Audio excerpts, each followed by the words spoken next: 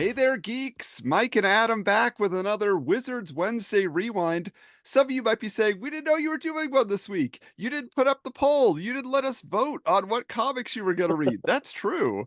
We want to do a little mystery episode this time. This is like just we walk into the store and we decide what looks good this week. Not looking ahead, not anticipating, just saying what is catching our fancy.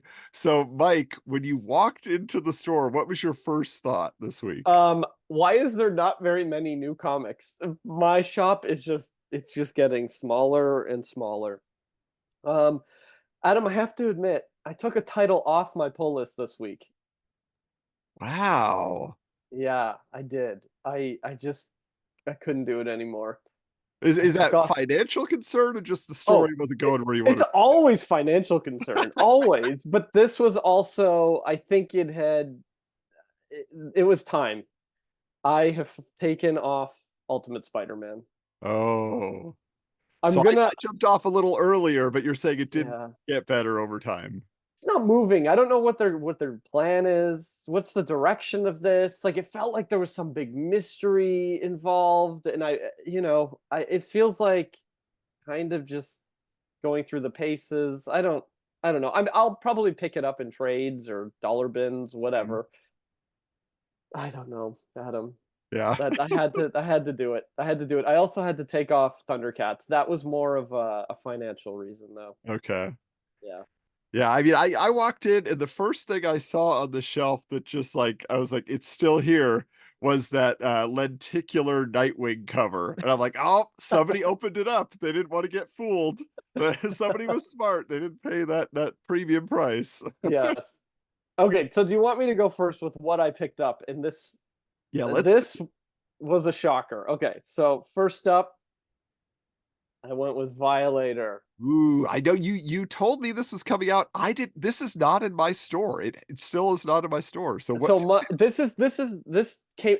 I think it kept getting pushed. So this just came out, and my store knew to pick it up for me. So it was in the box. This is the McFarlane variant. Adam, I am shocked by how much I enjoyed this book. I get really? Spawn. I since the 90s I've been getting Spawn, and then I had my entire Spawn collection stolen. The pawn shop near me, they call me in whenever there's Spawn books for 50 cents. So I've managed to get almost all of my Spawn books back, and I still have a pull list for Spawn. So or Spawn is still on my pull list. I did not expect great things from this, but this was so cool. This is the origin of Violator, Oh. and it is thick. So this isn't a 2.99 Spawn book. This is a 5.99 um first issue, and it's a 6-part series. It is the origin of Violator, and it starts when he was an angel, and it's a whole bunch of these massive double page spreads of angels hanging out in heaven, full page spreads. And I have to say it is really well written by what's his name, Mark and Draco. Holy crap. Did This is not, if you're going in hoping to see Violator rip people up and pull out hearts and stuff, this is not the book for you. This is about fallen angels, angels questioning themselves and why they're creating things for God. This is deep stuff. And I think it's like the beginning of like the Hellspawns. Like you kind of see this like I don't know. It's like this ooze stuff that they find outside where they live. It's That guy with super. the wings, is that Violator in his angel form or no? Yes. So this okay, so this is how all the angels look. This is them, this is just angels. And they're Hmm. creating for God. They're creating Earth. I don't know what they're creating. They don't really, it's kind of ambiguous. I believe it's just the universe they're creating. And there's Lucifer, and he's kind of he's talking to all the angels He's slowly, sowing the telling, seeds of sowing dissent. the seeds of dissent, you know, straight up on the first few pages, the creator is a liar. All the angels have these like jagged teeth. They're kind of like beautiful looking, but also they have a bit of a menacing side to them. And the Violator, his true name is, oh God, let me find it. It's like Bezile or something. Where is it? Like they're all talking to each other. There's Gloriana, Cherubim. Well, now has this ever been hinted at before? Like, and they're just expanding on it, or is this like a first time? Like, you ever want to know where Violator came from? Here it is. Maybe it's possible. I've probably forgotten it or missed it. And yeah, I don't know, but I was impressed. Just the storytelling is really good. It's really clean. It's giving you hints of where the Hellspawn come from. You yeah, I'm so in. And then at the end, it just they provide some inks, like it's just extras at the back of the book. It's really really cool stuff. I cannot recommend this more. If you're a fan of Spawn, go into it knowing that you're not getting like Hellspawn, stuff, but you're gonna get a cool story. And I have to continue it. I'm so in on the Violator I'm glad series. you're excited. That's Yeah. good to hear. I've never been this excited about a Spawn series before. Really? Yeah. Okay. There you Uh, go. What did you get? yeah, let's talk here. So I don't usually go in for like the licensed books. I know you've been saying like you should pick up, well, you just dropped it. You said, but Thundercats and like, Yeah. there's GI Joe books and Void Rivals and Transformers. All of that usually don't work for me. But I decided that I was gonna try out Yes. Turtles of Grayskull. Okay. And actually, in my shop, they had a Stan Sakai variant cover, Oh, which I very thought cool. was interesting. But I've been seeing these Masters of the Universe Teenage Mutant Ninja Turtles toys at like Target and other stores for like the last 6 months or a year. And I'd be like, okay, that's kind of cool. They're doing that mashup. But I've seen it before. They did it with pro wrestling. They did it with WWE. They've did Masters of the Universe mashups all the time. So I wasn't sure what I was going to get into here. And this is by Tim Seeley is writing it, which Yeah. is a name I've heard. I'm aware. Freddie Williams II is the artist. It's got cool stuff in here. What I found interesting is at first it starts with the turtles. They are like talking through a portal that Orko opens up from Eternia. And I was like, wait a minute, because they start recapping all this stuff. And I was like, did I miss a previous series? Have they already done this before? But I don't think so. I think it was just part of like their storytelling wraparound. But basically, the turtles are in Eternia, but He-Man is gone. So they are kind of like the champions helping out, is what I took from it. But Shredder and Krang have teamed up with Skeletor to give him mutagen, which transforms Eternian villains into even bigger, more powerful villains. Is it mutagen that he's using? Yeah. That's what I understood. They keep holding up these vials of mutagen and saying this is what turned these turtles into speaking, heroes. Like Man at Arms says that at one point. But then there are once again giant 2-page spreads with like every character jammed in. So you're getting what you want to see both Ninja Turtles universe characters and the Masters of the Universe characters all together battling each other.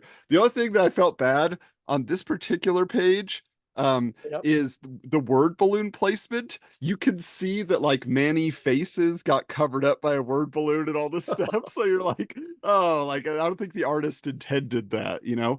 So very fun action, just kind of straight ahead story, turtles helping to fight.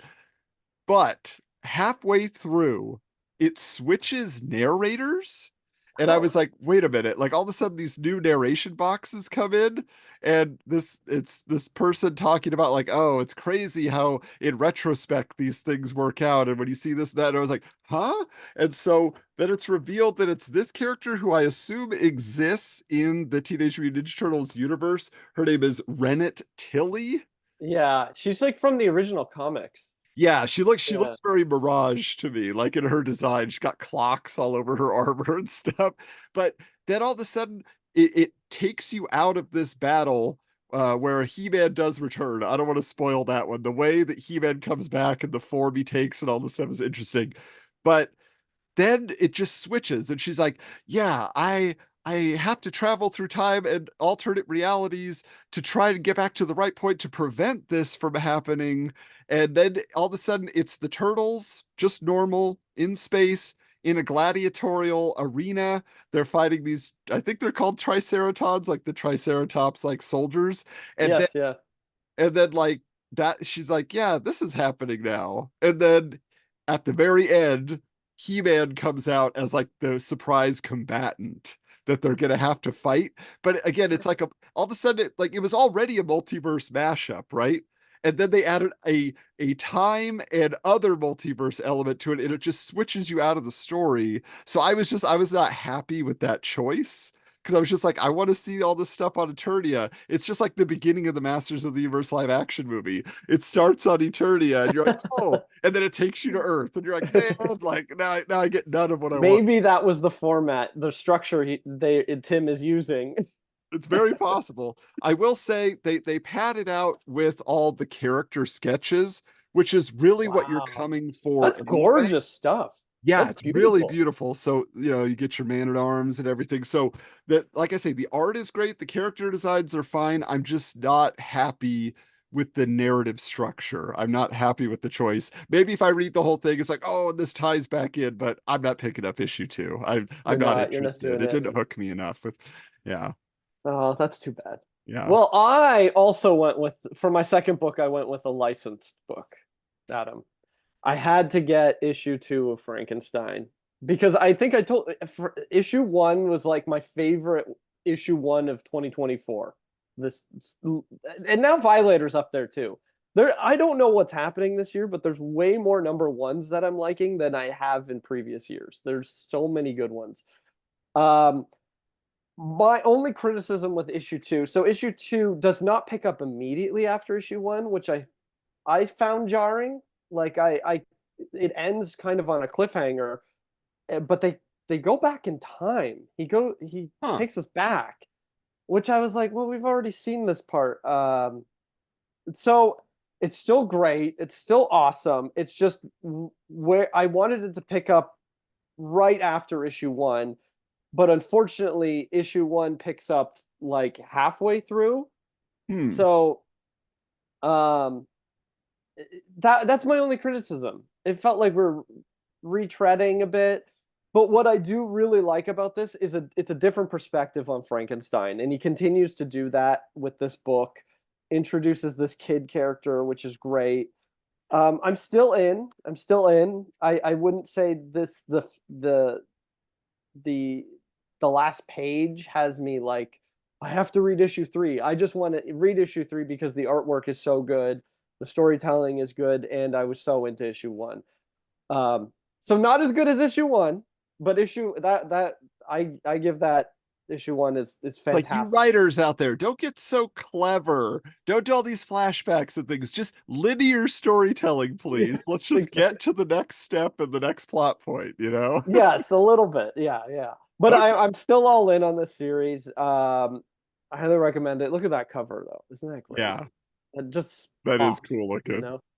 Anyway, so what is your do you have more than I just one? have one more. Yeah, I just Okay, grabbed one two. more. It Let's was see. very nice to walk out having spent less than $10 this week. And still getting decent stories overall. But I will say they had Frankenstein 1 and 2 at my shop. I almost bought them, but I was like, that's Mike's thing. I'll wait for the review. I don't you've told me it's great, but I don't know if it's for me. But I did go creepy because I Okay. went with Creepshow number one, Oh, volume nice. 3. That's awesome. It's almost Halloween, right? We got to get into this. Look, I got my Creepshow VHS tape right here. I just found a Creepshow movie poster, original movie poster at a garage sale. Even though So it was good. all beat up, it sold really nicely on eBay. Like, it was just You beautiful. flipper, Adam. How I'm a dare flipper you? on horror stuff sometimes, Ah, but this was just, I was so excited to grab this because I've been talking to you on the podcast how much I love an anthology, how much I love a one-shot story, right? And that's what you get in Creepshow. So this is stuff by Chip Zdarsky and various artists. So the first story is called Let Her Rip. okay. And so I really like this one. It's basically the setup is there's a very like repressed kind of like serious mom who's going to rescue her daughter from this hippy dippy love cult. And when she gets there, she finds out the cult leader is like just this random guy she used to work with. It's so funny because it starts off all ominous, and then she's like, "What are you doing?" He's like, "Hey, how you doing? How's the family? How's your job?" He's like, "I know I had to get your daughter in with what we're doing here, but I'm just saying it's great to see you." Like anyway, but he's infected with like this space alien spore that gives him some sort of like mind control powers, and then he can like give that to other people to join his cause, whatever they're going to do. But the whole thing is like everybody's saying, "You're so repressed, you're so repressed." And it's the twist at the end, and I'm not going to give it away, but the Ah, twist is what's great about like, well, you wanted her not to be repressed anymore. What's going to happen? What does that mean? So that's why the letter rip title kind of plays into that. So that was great. It only has two stories. The okay. second one I really like too, because, and by the way, this has nothing to do with the story, but I just love this fast food, motif here. But the other story, I'll just show you a little bit of the art here. If you look at that, Oh, it's it's just nice. really detailed, cool, illustrative stuff. But it's basically about a real estate guy who wants to go like turn this little seaside town into a big, new resort town and have people buy in there. He's like, but all these folks today, these rich people buying, a summer home or whatever, they want some history. They want some story behind the properties they're gonna buy. So he talks to this like kind of crusty old seafaring man. And he's like, "Oh, I'll tell you a story. You want to hear a story?" And so basically it just gets into this guy finds in his like fishing net an arm. And he's like, "I find all sorts of stuff. I find body parts all the time. It's not, strange for a tourist to get their leg chopped off by a boat propeller that it washes up, but the bones have inscriptions on them. So the bones that are sticking out of the flesh like have inscriptions." And he's like, "Oh," and he starts reading it. And then that creature that I just showed you, this creature comes out, and he's the storyteller, and he's writing down his stories on the bones of dead people. And so this guy, his whole thing is he wants to get the rest of the story.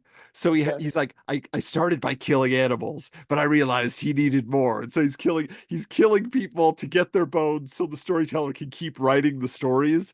Let's And then get a piece of again, paper. oh, it's awesome. And then there's a great twist at the end again on that, as they always do. So Creepshow really delivered. I'm assuming this is something they do seasonally for like this Halloween season, or maybe it's all year long because it says Well, I volume think, three, you know, yeah, it's been mini series, I think.